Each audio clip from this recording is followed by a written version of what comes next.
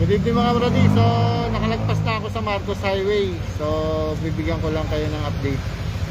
Sa gustong dadaan sa Marcos Highway, merong pwede tayong daanan.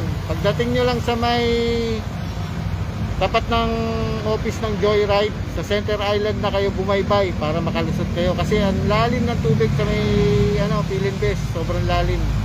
Tapos yung kabilang side naman, yung papunta ng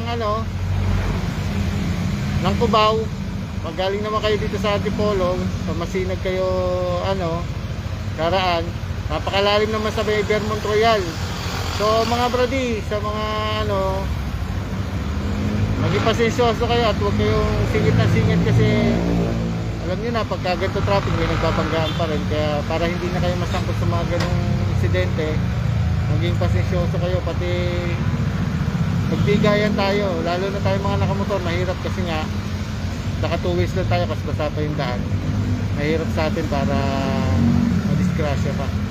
So mga brady, ulitin ko, traffic pa rin sa Marcos Highway, tapos sa Imelda Avenue, sa Ortigas Avenue hindi gaano nakakadayon yung mga sasakyan doon kasi nga not passable daw, hanggang tuhod daw ang tubig.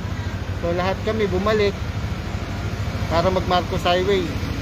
So mga brody, ulitin ko, mag-iingat kayo at pairalin pa rin natin yung bigayan at saka pagiging pasensyoso natin. So mga brody, hanggang sa muli, thank you at mag-iingat kayo. Ciao!